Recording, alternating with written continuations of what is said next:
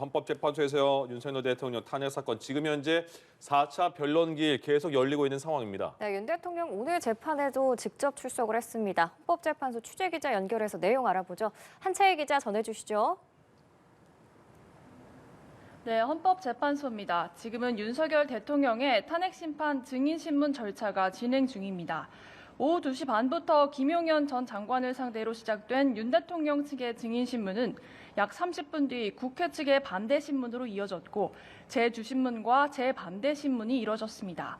앞서 윤 대통령과 김 전 장관의 입장이 미세하게 엇갈렸던 포고령 작성 의혹과 비상입법기구 관련 의혹은 이번 증인신문의 쟁점으로 떠올랐었는데요. 하지만 김 전 장관은 비상계엄 기획과 실행 등 사실상 대부분의 일을 윤 대통령의 지시가 아니라 자신이 직접 주도했다는 취지로 답하고 있습니다. 김 전 장관은 과거의 계엄령 문건을 토대로 자신이 직접 포고령을 작성했고 이를 윤 대통령이 꼼꼼하게 보진 않았다고 말했습니다. 비상입법기구 관련 내용이 적힌 쪽지도 자신이 직접 썼고 실무자를 통해 최상목 권한대행에게 전달했다는 게 김 전 장관의 주장입니다. 그러면서 오히려 윤 대통령은 계엄 당일 국회의원들의 국회 출입을 막지 말라고 했으며 정말로 국회를 봉쇄하려고 했다면 7, 8천 명 정도의 병력을 투입했어야 한다고 의혹을 부인했습니다. 여인영 사령관에게 주요 인사 10여 명을 체포하라고 지시한 의혹 역시 윤 대통령에게 지시받은 내용이 아니라 자신이 판단에 따른 것이며 포고령 위반이 있는 대상자를 불러주고 동정을 살피라고 했을 뿐이라고 말했습니다.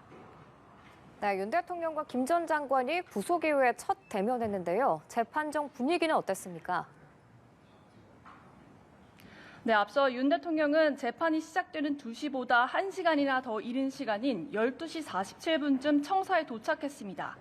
윤 대통령은 이번에도 법무부 호송 차량을 타고 왔고 포토라인에 서지 않은 채 곧바로 지하 주차장을 통해 대심판정으로 들어갔습니다.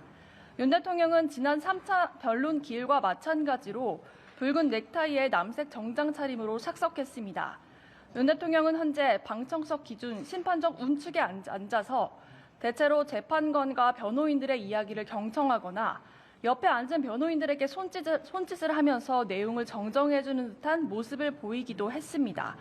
김 전 장관과 윤 대통령 대리인단의 재준신문이 진행되는 동안에는 윤 대통령이 직접 김 전 장관에게 포고령을 검토하던 과정에 대해 직접 물어보고 자신이 이해한 바가 맞는지 묻는 듯한 질문을 건네기도 했습니다. 추가로 들어오는 소식 있으면 전해드리겠습니다. 지금까지 헌법재판소에서 연합뉴스TV 한채입니다.